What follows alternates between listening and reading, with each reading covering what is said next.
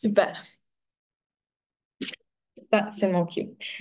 Parfait. Donc, comme je vous l'ai dit, je vais animer l'heure qui suit sur un panel qui s'appelle Proche-Orient, quels espoirs.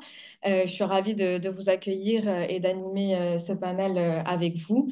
Puis, on trouvait ça important de parler de ce qui se passe au Proche-Orient, puisque dans quelques jours, on va souligner le premier anniversaire des tragiques événements du 7 octobre 2023. Et face aux attaques incessantes sur les populations civiles, que ce soit à Gaza, que ce soit en Cisjordanie, mais également face à l'escalade de ce qui se passe dans le sud du Liban, mais également à la capitale Beyrouth, il est pour nous crucial de réfléchir aux perspectives d'avenir pour cette région. Et donc, pour ce faire, nous avons la chance d'accueillir trois panélistes, des invités pardon, d'exception qui partageront leurs connaissances et leurs expériences pour vous apporter aussi un regard pluridisciplinaire sur ce sujet. Et donc, je vous encouragerai pendant la période de questions-réponses à participer activement et à poser plein de questions.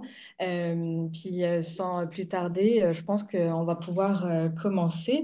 Je vais présenter donc nos trois panélistes. La première personne est Sami Aoun, professeur émérite, faculté des lettres et sciences humaines de l'Université de Sherbrooke et directeur de l'Observatoire du Moyen-Orient et de l'Afrique du Nord, mais également cher Raoult Dandurian de l'Université de Québec à Montréal. Nous avons également parmi nous Marie-Ève Bédard, journaliste, réalisatrice et correspondante de Radio-Canada, qui est basée à Istanbul, mais présentement à Tyr. Et enfin, Béatrice Vaugrant, la directrice générale d'Oxfam Québec, auparavant directrice générale de Amnesty International. Donc, est-ce que nos panélistes sont bien avec nous? Je vois Sami Yaoun en Oui, ligne. Merci moi je suis beaucoup. là. Puis encore une fois, nos excuses pour le petit contretemps. On nous a coupé l'électricité 5 minutes avant de commencer.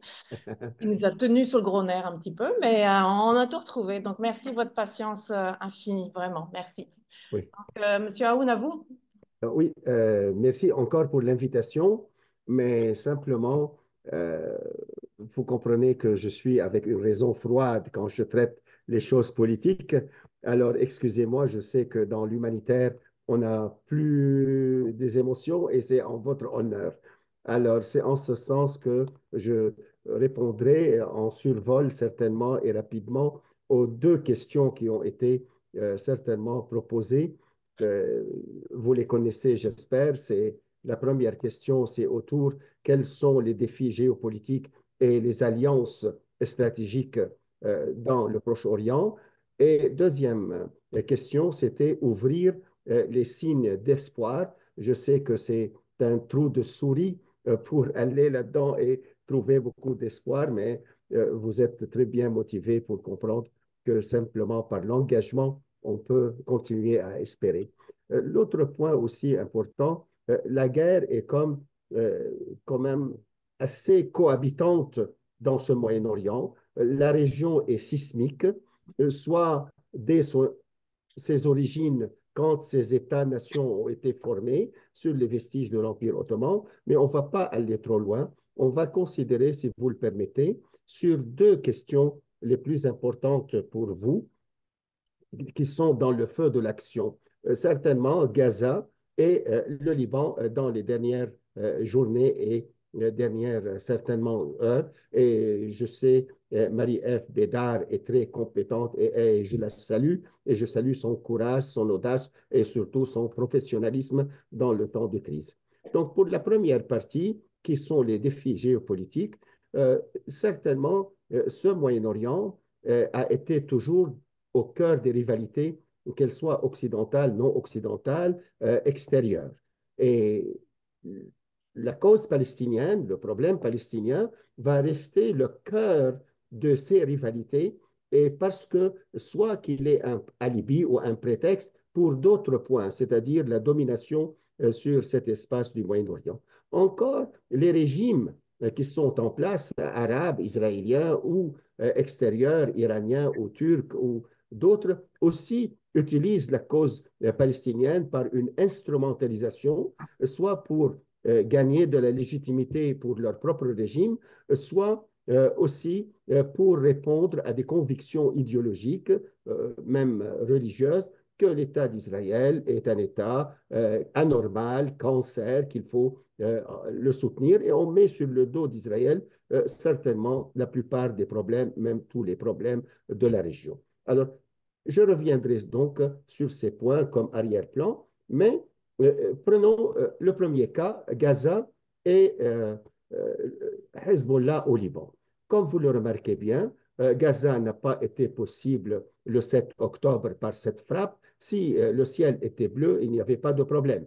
Mais cela ne justifie pas que l'acte de 7 octobre, horrible en soi, a provoqué en Israël ou a attisé ce qui est déjà peut-être latent dans la psyché israélienne, l'idée que nous sommes devant une guerre existentielle et ça ouvre beaucoup de peur. Et à ce moment, les Israéliens, les Juifs en général, qui ont toujours espéré que ce pays soit un refuge, qu'il les protège, et ils voient qu'il est tellement vulnérable, et eux qui pensaient que c'est une hyperpuissance dans leur esprit. Alors, ce point va engendrer beaucoup d'autres conséquences assez importantes. De un, on voit autour de Gaza deux grands axes. Le premier, c'est Israël, États-Unis et quelques puissances occidentales certainement, pas inconditionnellement, mais dans une alliance assez forte. En face, on va interpréter dans les perceptions ou dans les réalités, ça on pourrait discuter énormément sur ce point, que l'acte de 7 octobre n'a pas été simplement pour des motivations palestiniennes, mais aussi dans l'agenda d'une stratégie iranienne qui a réussi un coup de génie de faire une alliance avec un mouvement islamiste radical, le Hamas, et faire de la sorte qu'on fait de la pression sur Israël dans une conception qu'on appelle l'axe de résistance ou l'unité des fronts, de façon à encercler par le feu l'État d'Israël et l'affaiblir et certainement le donner des coups. Peut-être par après, ça va tomber, s'effondrer. Et dans la littérature, on croit que c'était une toile d'araignée, que c'est facile à faire abattre. Alors ça, c'est un premier point. On a cette polarisation entre ces grandes puissances géopolitiques. L'Iran comme hyperpuissance régionale et aussi Israël comme une autre puissance régionale.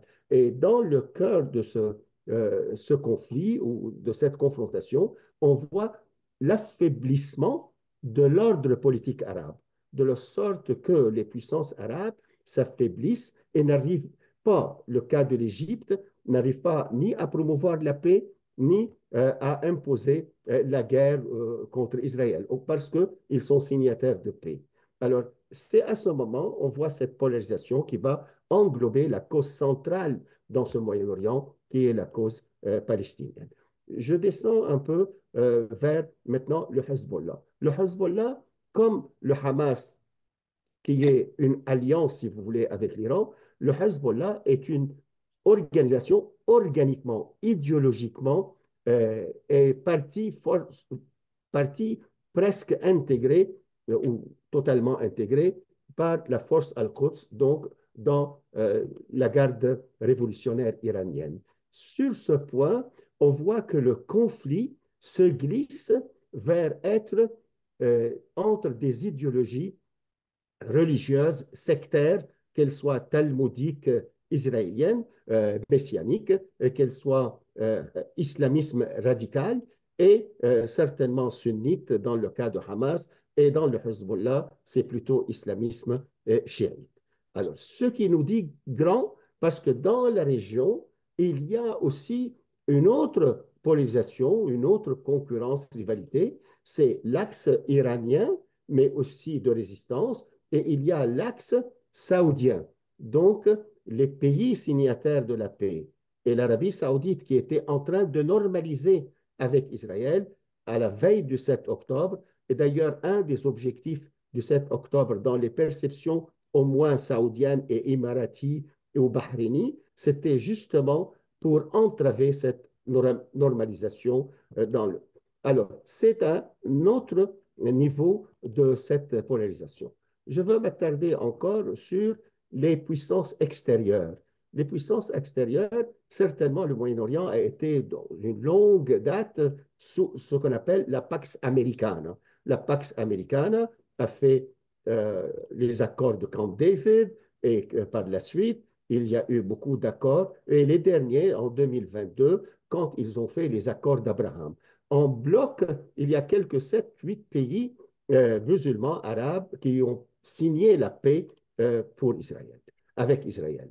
Et alors, qu'est-ce qui va arriver? Je reviens maintenant sur l'interne, que cette domination emprise américaine est fortement contestée, soit par des régimes arabes, soit par des régimes musulmans, soit par des régimes comme l'Iran. Encore, avec le retour de la Russie, le retour de la Chine, les Américains sont défiés, si vous voulez. Et dans la cause palestinienne, alors je veux aussi aller dans quels étaient les points d'achoppement de ces accords de paix. Alors je comprends maintenant de la cause palestinienne en tant que telle.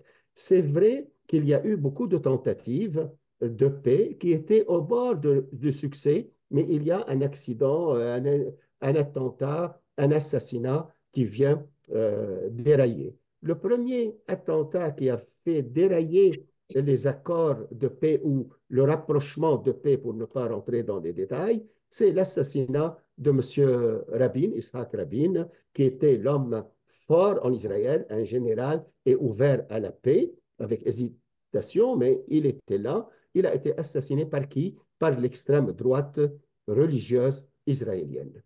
Du côté de la cause palestinienne, on voit que le Hamas va accepter un pari de M. Netanyahou de gouverner Gaza, chasser l'autorité palestinienne, le mouvement Fatah, et à ce moment, on a une polarisation entre Palestiniens et Israéliens qui va faire achopper les ententes de paix ou les rapprochements. Pourquoi? Parce que chaque fois il y a un rapprochement, il est contesté par un élément, une faction est acceptée par une autre. On n'avait pas pu créer un consensus autour de cette entente qui est en cours. C'est ce qui est arrivé avec les accords d'Oslo, de la sorte que le mouvement Hamas et beaucoup d'autres de la gauche encore, mais Hamas a vu dans ces accords pratiquement une concession énorme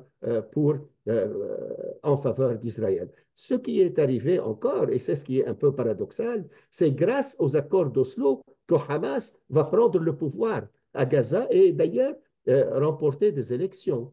Alors, ce sont les paradoxes qui font que chaque fois il y a une entente, il y a un élément qui va l'avorter. L'autre point maintenant, il me reste quelques minutes, d'aller dans les signes d'espoir. Les signes d'espoir, certainement, c'est difficile aujourd'hui à le faire. Mais commençons maintenant par le Liban. Alors, est-ce qu'il y a un signe d'espoir? Oui, certainement. Si la diplomatie, la pression internationale américaine ou arabe puisse reprendre que le parti de Hezbollah cesse ce combat qu'on appelle la guerre existentielle pour revenir à une guerre de frontières.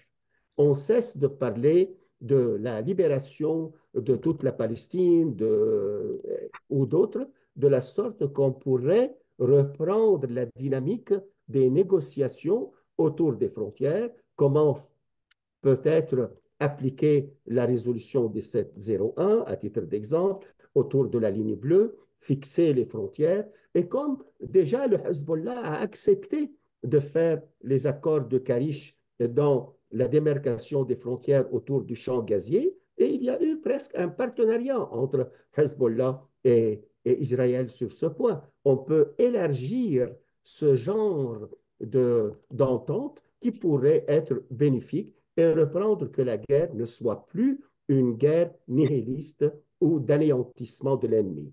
Ça, c'est du côté de Hezbollah. Mais pour le moment, ce n'est pas le cas, mais on va voir comment un certain pragmatisme va sortir.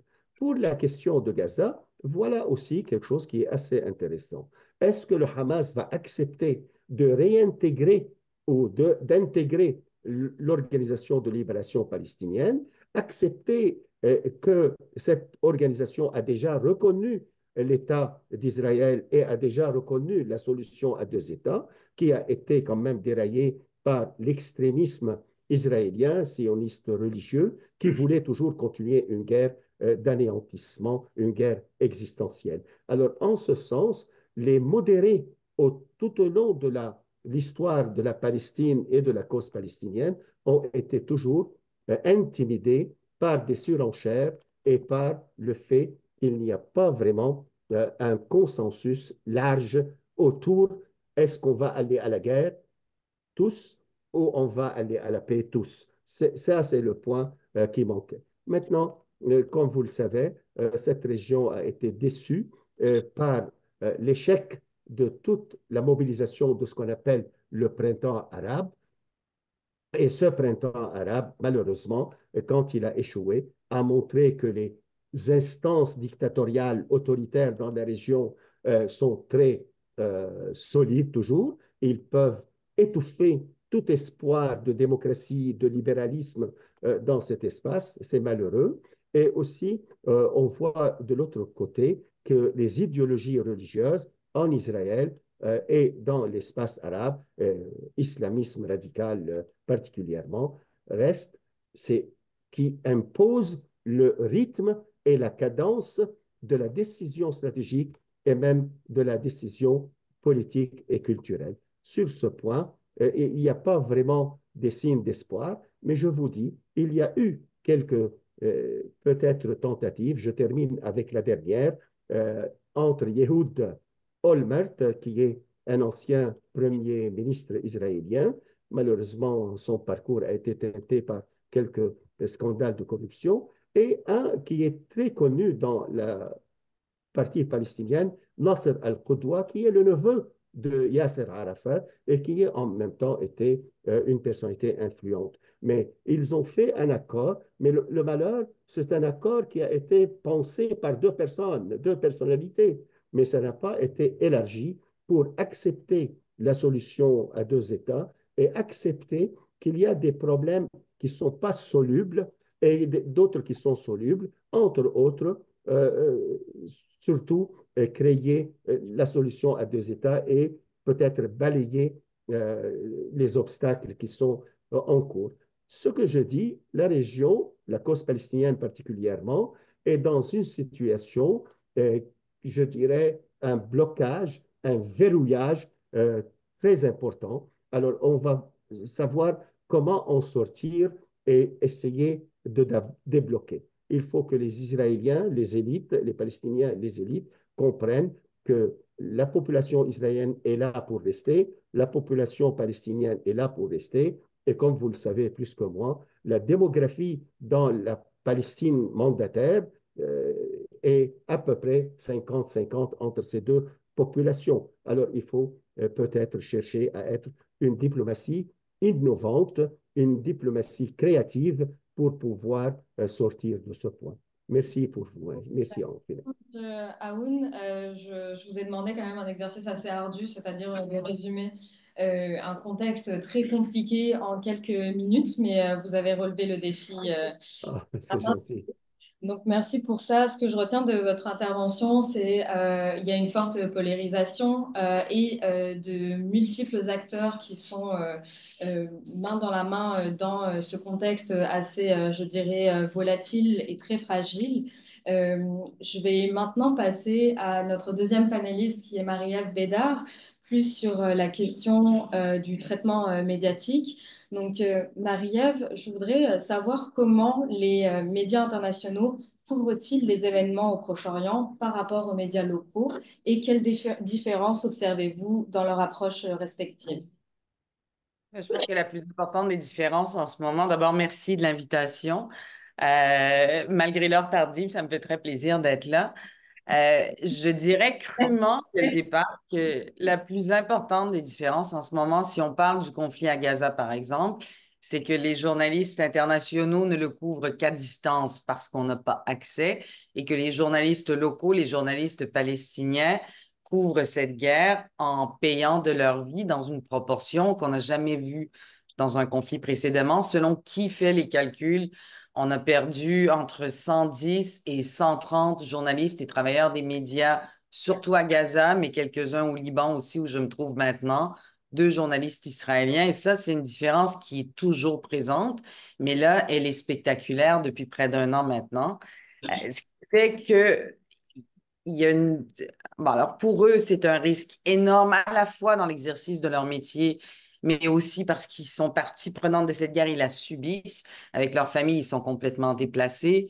Ils doivent toujours chercher à survivre, chercher aussi des moyens de pouvoir transmettre l'information, parce qu'on le sait, les ressources en ce moment sont très en demande, donc souvent, il n'y a pas de réseau, ils n'auront pas d'essence, ils sont constamment déplacés aussi, donc il y a pas pour eux de façon de faire leur travail dans le calme ou en pouvant réfléchir, parce que la première question tous les jours, c'est toujours, ben, est-ce que je vais arriver à faire mon travail et où?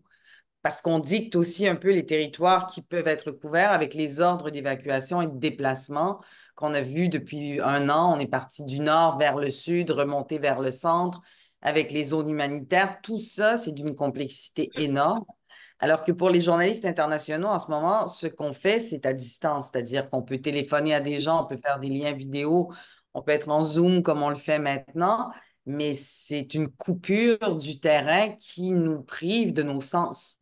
Parce que c'est un des premiers éléments dont on se sert quand on couvre, que ce soit un conflit ou autre, mais surtout dans les conflits, nos sens nous apportent énormément d'informations et on ne peut pas se fier dessus. Il n'y a pas moyen de tisser des liens non plus avec des gens qu'on ne connaît pas très bien parce que par téléphone, c'est difficile. Il n'y a pas ce contact direct qu'on cherche et il n'y a pas cette possibilité facilement non plus de vérifier des informations. C'est un conflit qui est très polarisé, polarisant. Et souvent, on reproche aux médias de mal faire leur travail, d'avoir un parti pris, de jouer le jeu du Hamas quand on nous fait des reproches du côté israélien ou des gens qui défendent la partie israélienne et vice-versa, d'oublier les souffrances des Palestiniens puisqu'on n'y est pas, de toujours donner la parole aux Israéliens. Il y a un déséquilibre qui est très important et qui est très difficile à combler par rapport à ce qu'on a par le passé eu la possibilité de faire. Dans les conflits, il y a toujours une forme de contrôle.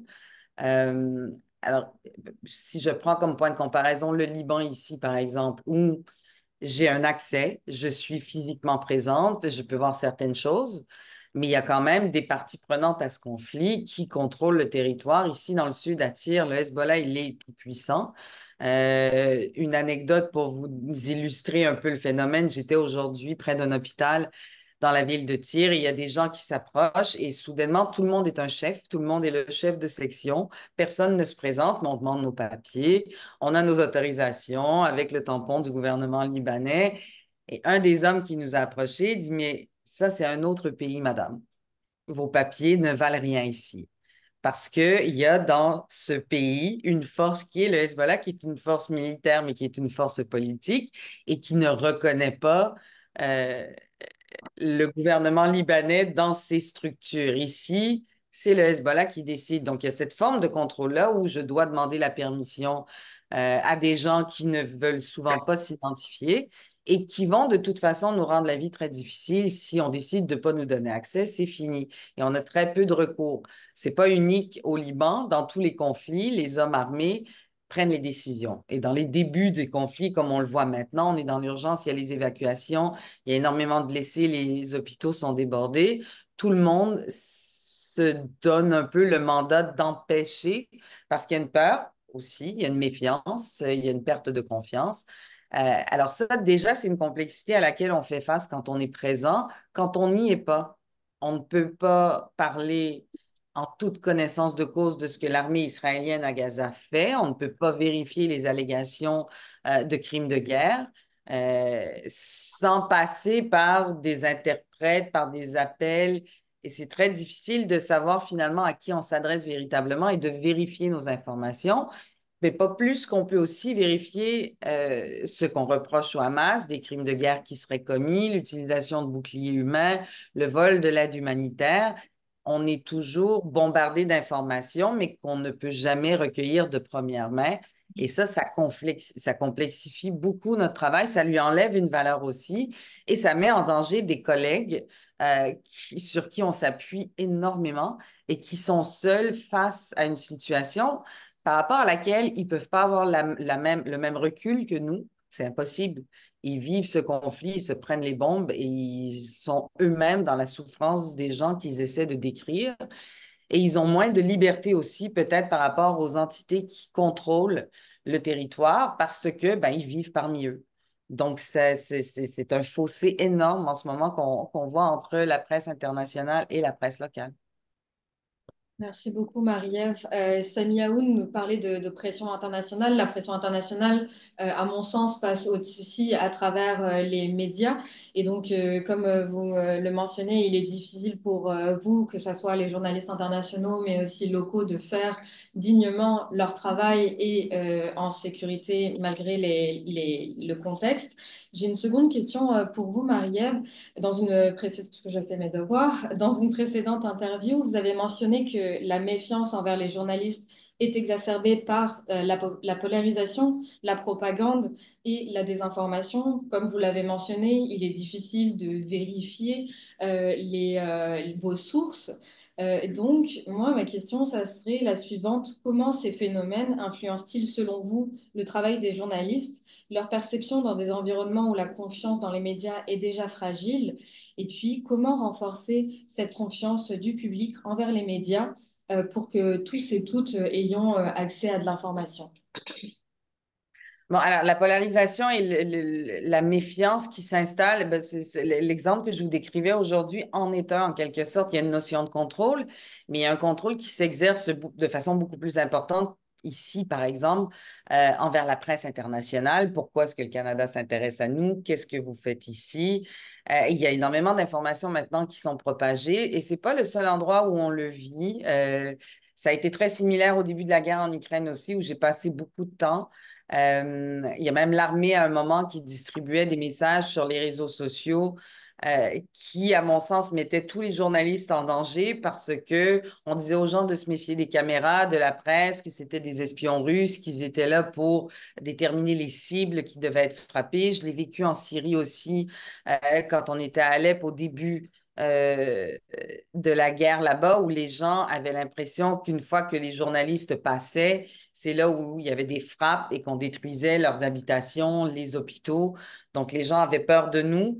Et quand les gens ont peur de nous, ben, c'est pas simple d'établir une communication qui est sincère et transparente parce que notre rôle, c'est ça aussi, c'est d'aller recueillir des propos qui vont permettre aux gens de se révéler. Et si on n'arrive pas à établir un lien de contact avec les gens, on perd cette notion-là. Les gens ne voudront pas répondre à nos questions et on ne peut pas les forcer. Et donc, il faut toujours travailler. Alors, comment est-ce qu'on peut rétablir ça? D'abord, je pense que ce dont on nous coupe en partie maintenant, c'est essentiel pour rétablir ce lien de confiance-là, c'est-à-dire la présence. Parce qu'on peut manipuler toutes sortes de choses, mais la présence d'un individu donne un peu plus de crédibilité au travail qu'on fait. Il faut se déplacer. C'est notre premier rôle, je pense, comme journaliste, de répondre présent. Quand il se passe quelque chose, on a déjà fait la moitié du travail. Le reste est très compliqué, mais ça, c'est essentiel. Et ensuite, ben, il faut être transparent par rapport à nos politiques d'entreprise. Je pense que à Radio-Canada, on est une grosse boîte, donc on le fait assez bien, mais c'est peut-être pas assez connu du public. Il y a des recours, les gens peuvent s'adresser à l'ombudsman, mais ça, c'est pas les gens qu'on rencontre, nous, dans notre travail. Avec eux, il faut faire une démarche ben, qui est beaucoup plus humaine, je pense, quand on y est. Et sans ce contact-là, on peut pas le faire. On finit toujours par trouver des voies d'accès. Les gens finissent, j'espère, par nous faire confiance. Ils acceptent de se confier, ils acceptent de nous montrer certaines choses. Mais si on arrête de se présenter et qu'on fait tout à distance, il y a des dangers énormes aussi à le faire. Ça devient essentiel quand on n'a pas l'accès. Mais avec toutes les images qui circulent, il y a les réseaux sociaux maintenant qui nous bombardent aussi et qui sont plus rapides que nous pour relayer de l'information, mais pas pour la vérifier. Et ça, je pense que c'est essentiel de ne pas tomber dans le piège de la rapidité constamment et de vérifier les informations qu'on rapporte, d'admettre les erreurs qu'on fait parce que ça peut arriver quand on les fait. C'est une question, moi, je l'ai dit, mais je pense que le- d'être ouvert par rapport au travail que l'on fait, à la fois quand on le présente, mais aussi quand on est sur le terrain, quand on vient à la rencontre des gens. C'est très important pour établir un lien qui va permettre aux gens de se confier. Je l'ai beaucoup vécu aujourd'hui, donc j'y pense, mais quand on se présente à des gens qui viennent de tout perdre et qui sont partis dans la hâte, je croisais une femme qui avait accouché il y a 4 jours. Donc, elle a accouché d'un enfant à l'hôpital pour être expulsée de l'hôpital pour fuir son village en catastrophe après 24 heures. Et là, elle se retrouve à Saïda à dormir dans un parc avec un bébé qu'elle n'arrive pas à nourrir parce qu'elle n'a pas de lait. Elle nous voit spontanément, ce qu'elle veut, c'est de l'aide. Et nous, c'est toujours la première chose qu'on dit. On n'est pas malheureusement pas une organisation humanitaire. J'arrive pas avec des couches pour le bébé. Je n'ai pas de lait. Et ce que je veux de vous, parce que oui, je demande quelque chose, c'est d'entendre votre histoire et je ne peux faire aucune promesse sur l'impact que ça va avoir. En fait, très peu sur l'alimentation de votre enfant et de ses couches. Et les gens autour étaient méfiants, mais je pense que de leur avoir spontanément dit qu'on était, parce qu'ils ont l'habitude de voir beaucoup de gens qui débarquent, ça a ouvert un peu la conversation et tout le monde a eu envie de parler par la suite. Mais donc, ça, c'est un petit geste dans une des rencontres qu'on a eues. Mais je pense que le cumul de tous ces gestes-là permet éventuellement de rétablir un climat de confiance. Mais la vérification et la rigueur aussi sur les faits, ça, c'est important. Et il faut arriver à résister à la pression constante de toujours faire tout plus vite. Un grand merci, Marie-Ève, pour vos apports. Je pense qu'à Oxfam Québec, on apporte aussi beaucoup d'importance à cette notion de confiance. C'est pour ces raisons-là qu'on travaille avec des partenaires sur le terrain qui, eux, tissent des liens forts avec les communautés avec lesquelles on travaille. Donc, merci beaucoup pour votre intervention. Je vais passer la parole à notre dernière panéliste, Béatrice. Je me demandais comment Oxfam Québec a-t-elle un rôle à jouer en tant que membre de la société civile au Canada, qui est capable non seulement d'appuyer des projets de réponse humanitaire, mais aussi d'influencer le gouvernement canadien pour qu'il contribue de façon plus décisive et positive par rapport à la crise actuelle. Merci Farah, puis merci vraiment à Monsieur Aoun, à Marie-Ève Bédard. C'était tout un portrait et plein de points nouveaux à chaque fois aussi qu'on vous entend. Donc un immense merci. Vous m'entendez bien? Oui, parfait. OK. Je voudrais peut-être parler un peu de ce qu'on fait à Oxfam Québec. Donc, on est dans un autre champ. Déjà, oui, j'aime beaucoup le chapitre sur la confiance parce que ça fait des décennies qu'on est dans la région. Donc, ça fait des décennies qu'on est les alliés des partenaires locaux, des équipes Oxfam qui sont là-bas dans les territoires palestiniens occupés, qui sont en Jordanie, au Liban aussi, et qui font le travail auprès des partenaires locaux. Donc, le fait de connaître les gens, de connaître les partenaires, de connaître les enjeux depuis longtemps, d'y aller souvent, ça nous donne quand même un avantage important quand il s'agit ensuite de réagir à des crises aussi importantes, répétitives. Mais par contre, celle-ci, évidemment, d'une ampleur qu'on n'avait jamais vue. Donc, on a de nombreux projets que je vous rappelle autour des droits des femmes, pour ceux qui nous connaissent, de l'autonomie économique. On a beaucoup travaillé avec les pêcheurs, les agriculteurs, les éleveurs pour pouvoir avoir, malgré le blocus, un semblant de revenus économiques décents dans la région. On a beaucoup travaillé auprès des femmes et des jeunes filles pour leurs droits sexuelle et reproductive, leur santé sexuelle et reproductive, avoir de l'information, avoir des services pour pouvoir mieux connaître leurs droits, mieux défendre leurs droits aussi. On a des coopérants volontaires qui sont là-bas aussi, et bien sûr qui sont sortis au moment du conflit à Gaza. Donc on est très présents. Un peu plus loin dans la région, on est aussi en Irak sur les processus de paix inclusifs qui donnent des perspectives de développement un peu plus réjouissantes que les décennies passées. On est bien sûr quand c'est arrivé, on s'est tous mis en branle dans l'équipe pour savoir comment on allait réajuster et s'adapter à la situation. Donc, non seulement à travers les projets, on a pu être très proche de nos équipes pays, puis de dire à quoi on peut servir. Donc, il y a des projets qu'on a pu rapidement, grâce aux experts qu'on a ici, donc au Québec, et les experts qui sont là-bas, avec les partenaires. J'oublie jamais, jamais les partenaires. Donc, c'est eux qui définissent les besoins et qui nous disent c'est ça dont on a besoin. Donc, on a pu, avec les bailleurs de fonds, les partenaires, réaménager certains projets vers de l'humanitaire. De l'humanitaire, mais qu'est-ce qui rentre dans l'humanitaire? Oui, il ne rentre pas grand-chose. Et on a, entre autres, passé beaucoup de temps avec la Confédération Oxfam aussi à documenter ce qui se passe. Parce que, comme Marie-Ève n'a pas accès au terrain, nous n'y avons pas accès non plus. Seulement quelques partenaires locaux ont accès à grands coups de courage et de peu de ressources et on essaie de les accompagner. Mais notre grand malheur à nous, humanitaires, c'est de ne pas pouvoir faire notre métier et de ne pas pouvoir porter secours dans cette crise qui demande des besoins incommensurables. On parle de 41 000 tués, 95 000 blessés, amputés, la quasi-totalité de la population qui s'en va dans des espaces sécuritaires, qui n'en ont que le nom.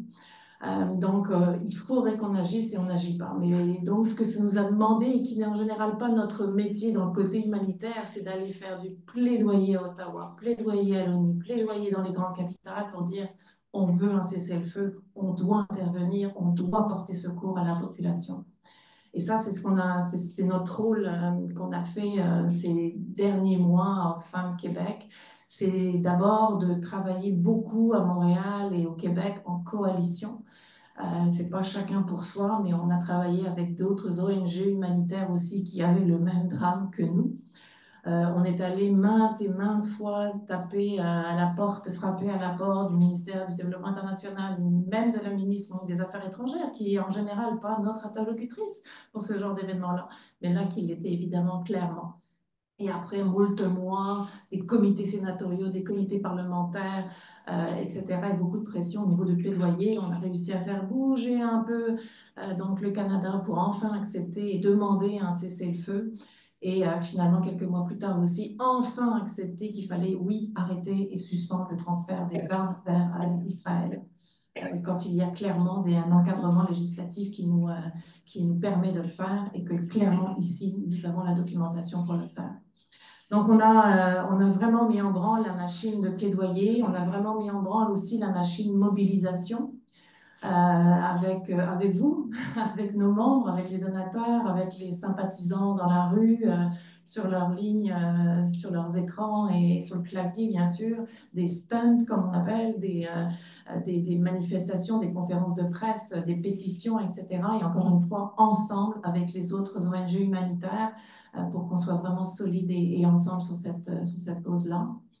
La documentation est importante et Oxfam Québec fait partie de la Confédération et on veut être rigoureux, absolument rigoureux dans une analyse où il manque cruellement d'informations, mais nous avons pu documenter comment le manque d'accès à l'eau et le manque d'accès à la nourriture sont en fait utilisés comme armes de guerre par le gouvernement israélien.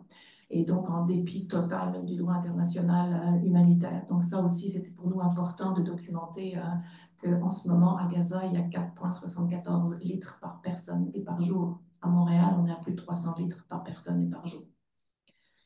C'est catastrophique la situation qui s'y passe. On a voulu aussi y aller sur le terrain, comme on dit. Donc, j'ai pas pu aller à Gaza, bien évidemment. On prend soin quand même aussi du personnel qui y est, qui survit et qu'on essaye de protéger le plus possible et des partenaires. Mais je suis allée en Cisjordanie et c'est aussi un aspect qu'on a pu documenter, c'est l'impact incroyable en Cisjordanie. Non seulement, et ça je crois que ça a été, c'est venu assez régulièrement, mais les attaques de colons sur les communautés palestiniennes, les communautés bédouines. Moi, j'ai rencontré une communauté où les femmes me disaient il y a 25 hommes armés qui sont arrivés sur leur terrain, qui ont tout brûlé, les caravanes, cassé les panneaux solaires, fait fuir les moutons, etc. Et quand l'armée israélienne est arrivée, ben, ce n'est pas pour les arrêter, c'était pour courir après les hommes palestiniens bédouins qui ont essayé de protéger leur matériel. Donc, on a des témoignages vraiment bouleversants de ce qui s'est passé et des coûts incroyables que ça a pour eux aussi quand c'est pas pour leur vie, mais tout leur mode de vie est complètement chamboulé.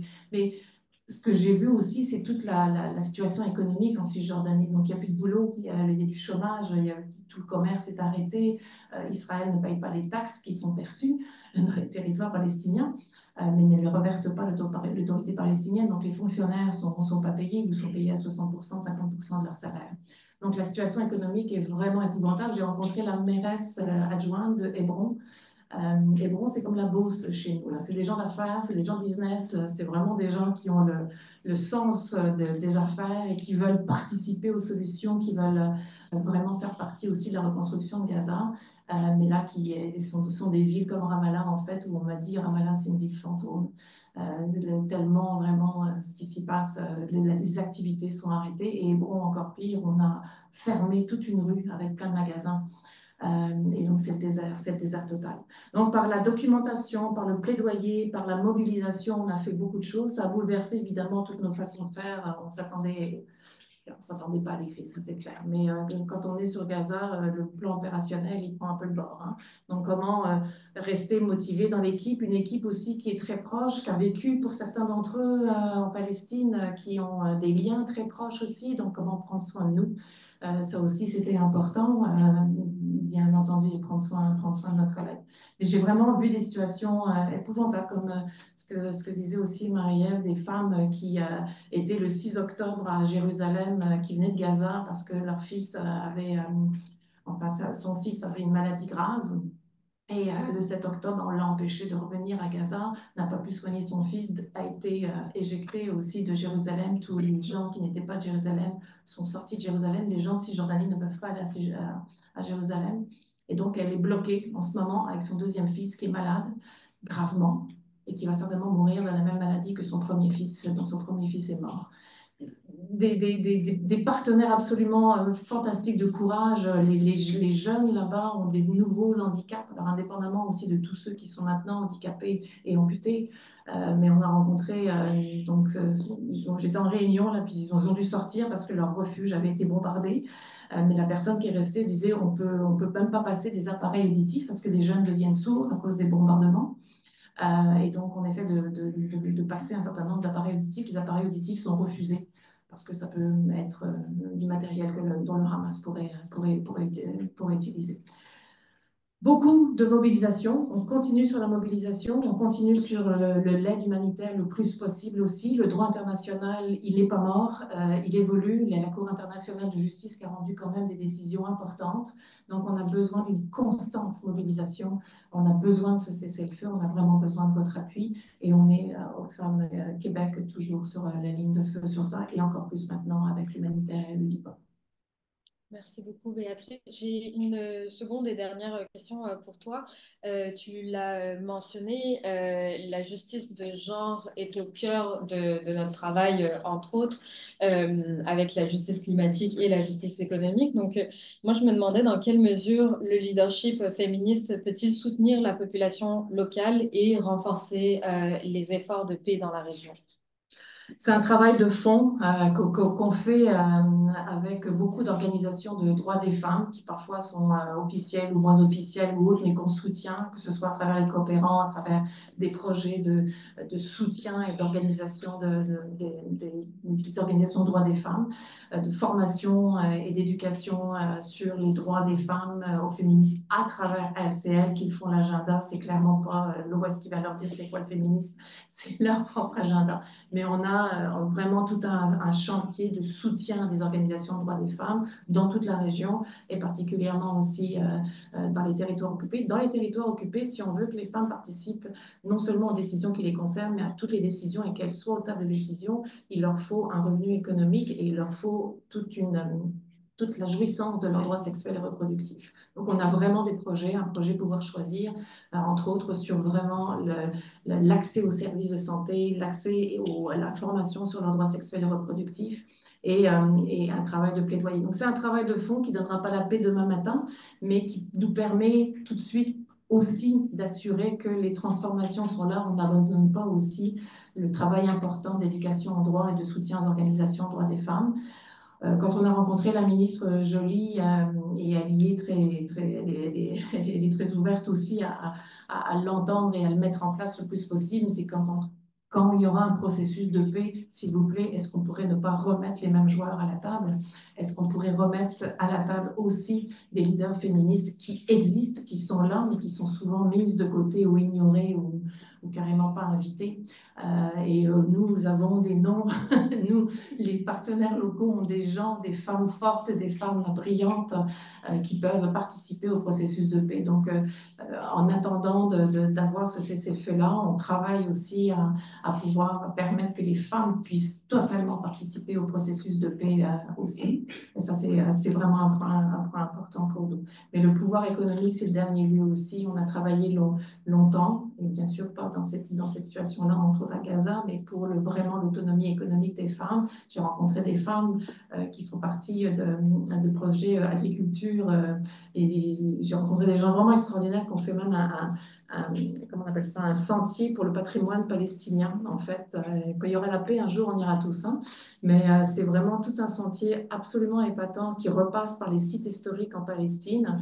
J'ai rencontré aussi des gens qui faisaient par les terres sont évidemment accaparées de plus en plus par les colons, mais ils arrivent à faire pousser quand même un certain nombre de choses dans des serres, etc., et à offrir des jobs décents. Parce que travailler pour les colonies, c'est aussi une partie de la job de vie quand on est en Cisjordanie, mais ce n'est pas toujours des jobs décents. Donc, ils essayent vraiment aussi, grâce à notre soutien, de trouver et de fonder et de former des jobs, des emplois décents, et particulièrement pour les femmes.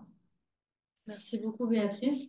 Je vais maintenant ouvrir la séance de questions-réponses. Donc, si vous voulez lever la main et poser vos questions, soyez les bienvenus. Et également en ligne, si vous souhaitez vous lever la main, on va dire de manière virtuelle, enlevez votre microphone et puis posez les questions, ou sinon les écrire dans le chat.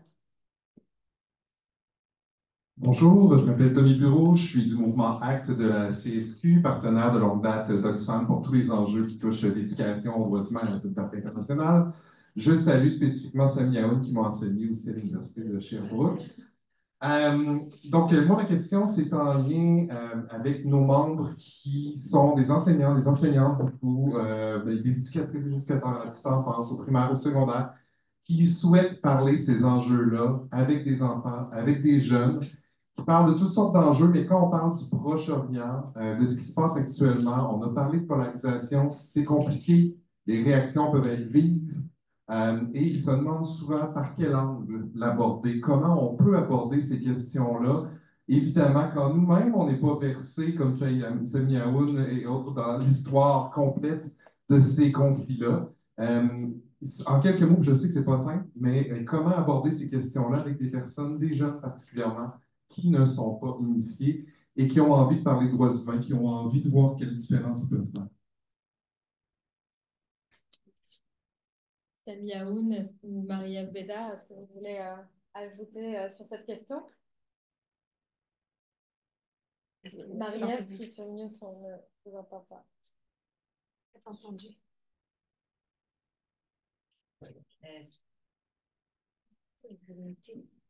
Monsieur Aoun ou Marie-Ève, vous êtes sur mute, à moins que ce soit de notre bord. Oui.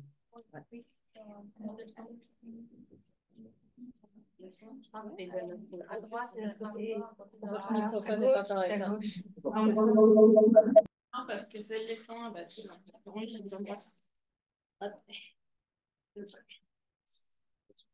C'est les joies du hybride.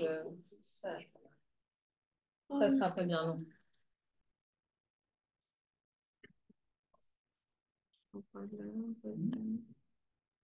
Je sais pas pourquoi on ne les entend pas. Oui, on vous a bien entendu pourtant. Et là, il parle. Monsieur Aoun, est-ce que vous pouvez essayer de parler, s'il vous plaît? Oui, est-ce que c'est bon comme ça? On vous entend. Super. Je vous en prie. Oui.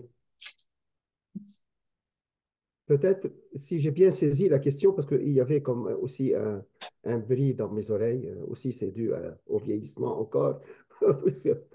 Alors, tout d'abord, l'approche pédagogique dans son ABC, que le prof, l'enseignant, ne soit pas nécessairement avec un message activiste et faire la différence entre l'engagement qui est à son honneur, mais pas l'activisme et d'aller formuler pour les non-initiés, comme vous dites, des jugements fermes ou des raccourcis mentaux. Ça, c'est le premier point. C'est vrai que c'est complexe, mais on peut aller tranquillement, chercher le récit et le contre-récit, chercher à converger les points communs, ne pas simplement souligner les divergences, mais essayer de peut-être célébrer des convergences. Et c'est en ce sens on peut se rapprocher.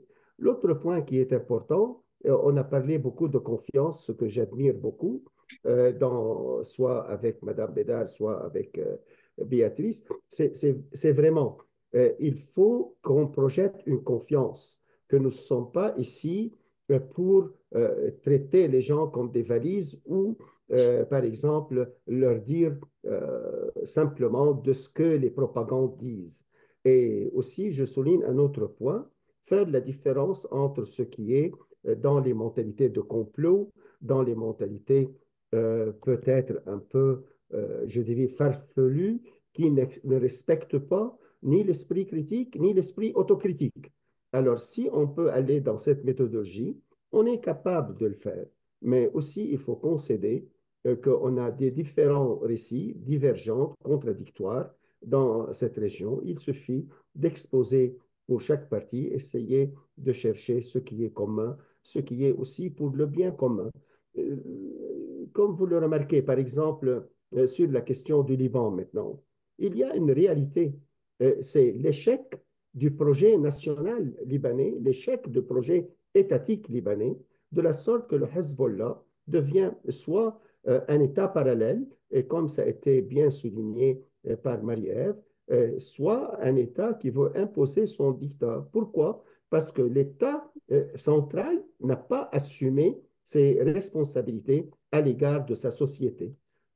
Et ça, c'est un malheur au Proche-Orient en général. L'Irak, le Liban, la Syrie particulièrement, les loyautés sont soit infra-étatiques, donc sectaires, confessionnelles, ou extra-étatiques, une loyauté inconditionnelle pour des grandes puissances autour, qu'ils soient la France, l'Europe, ou qu'il soit l'Iran dans ce cas-ci, ou d'autres pays arabes. Alors, ce qui fait, il y a une fragilisation de la société, fragilisation des identités, et de la sorte que la notion de citoyenneté n'arrive pas à avancer. Alors, c'est simplement, si j'ai bien compris bien la question, oui, il faut aller tranquillement avec un esprit de pédagogique et jouer sur critique et autocritique et essayer de comparer les choses tranquillement. Merci beaucoup, Monsieur Aoun. Vous avez répondu à deux questions en une. Est-ce que Béatrice ou Marie-Ève, avez-vous des choses à rajouter?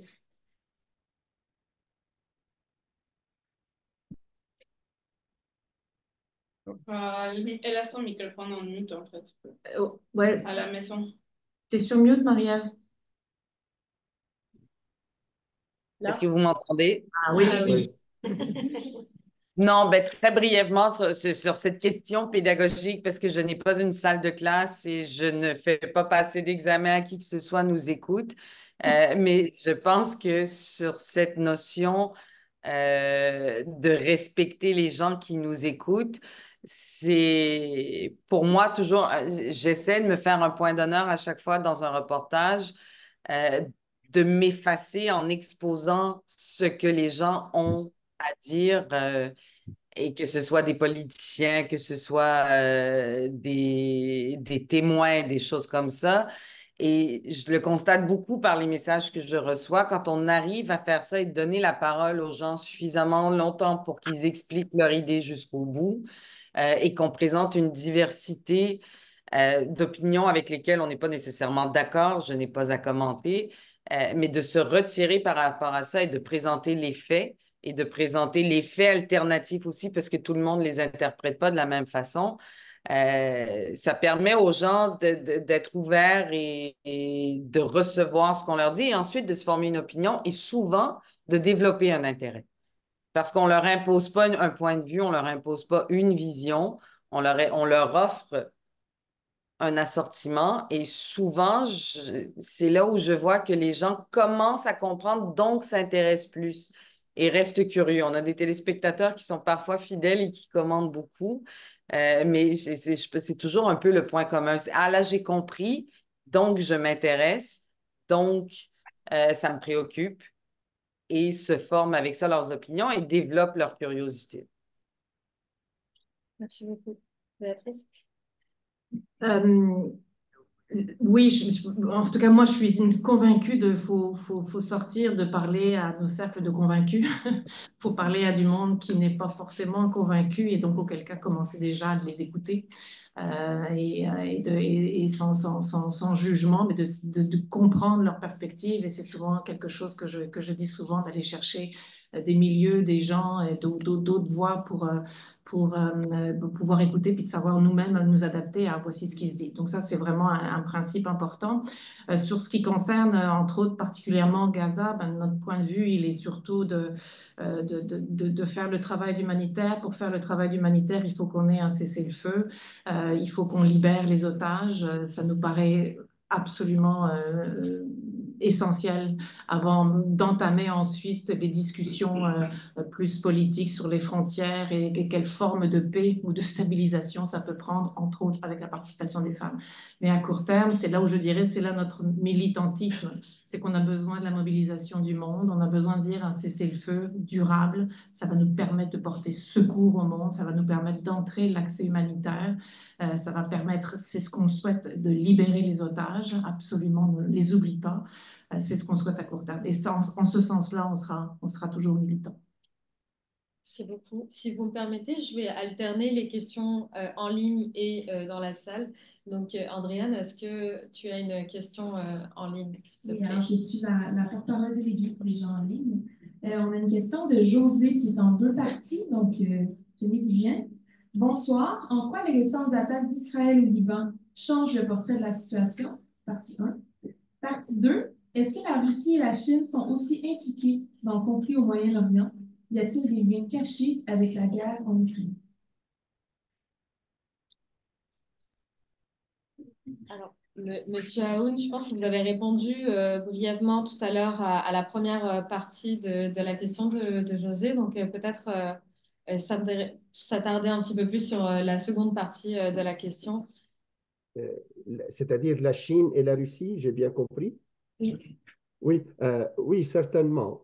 La puissance qui est la plus décisive dans la région, et même si ce n'est pas un médiateur honnête, et c'est toujours le médiateur le plus efficace. Alors, il faut faire cette distinction. C'est les États-Unis d'Amérique. Comme je disais, c'était presque une Pax Americana dans la région. La Russie a été chassée du Moyen-Orient après les accords de Camp David, justement, par l'initiative de l'ancien président Sadat, qui a voulu dire 99% des cartes de la solution de mon conflit avec Israël, c'est entre les mains des Américains. Il a viré vers ce côté. Mais la Russie est rentrée en 2015 en Russie, en Syrie, et depuis, elle a certainement un rôle ici et là dans cet espace du Moyen-Orient. Le dernier, c'est son rapprochement assez important et même menaçant pour les Américains et les Européens, c'est justement avec l'Iran qui lui fournit des drones dans sa guerre contre l'Ukraine.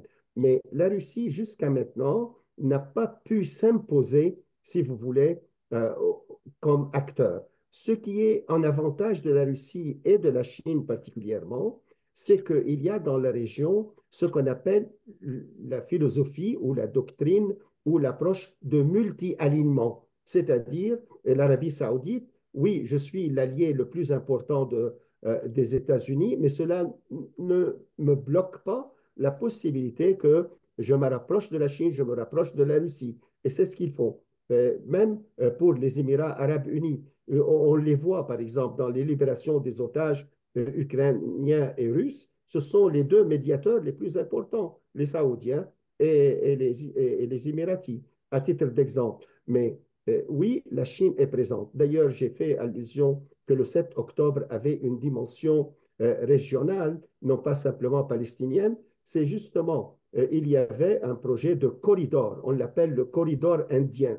Le corridor indien, c'est de toucher l'Arabie saoudite, Émirats et Israël et faire de la normalisation. Les Iraniens ont voulu saper ou dérailler, d'après les perceptions, on n'a pas des preuves très solides, mais d'après les perceptions, au moins du côté arabe, ils voulaient saper ce point. Donc, ici, oui, il y a une présence, mais jusqu'à maintenant, c'est une présence peu importante à comparer avec les Américains. D'ailleurs, la guerre de Gaza, comme la guerre maintenant au Liban, réattire les Américains dans la région. Il y a plusieurs flottes américaines dans la région. Il y a un retour, malgré que du temps de M. Obama, il voulait pivoter vers l'Asie, c'est-à-dire laisser le Moyen-Orient ou éclipser son importance. Mais ce n'est pas le cas. Il y a un retour américain dans la région qui semble assez important.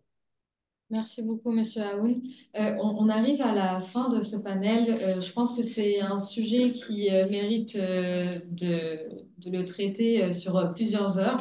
Malheureusement, on n'avait qu'une heure ce soir, mais peut-être qu'on aura une suite à ce panel et je serai tout aussi heureuse d'animer cette suite-là. Donc, je tenais à vous remercier pour votre participation. Je tenais à remercier nos panélistes.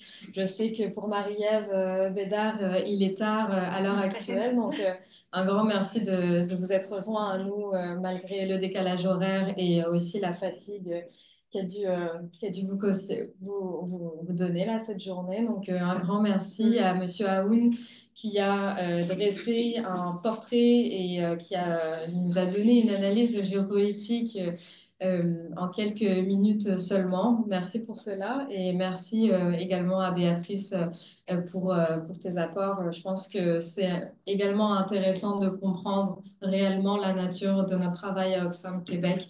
Donc voilà, une prochaine suite. Bonne assemblée. Merci à vous. Au revoir. Je vous souhaite sur ce une belle assemblée générale. Merci.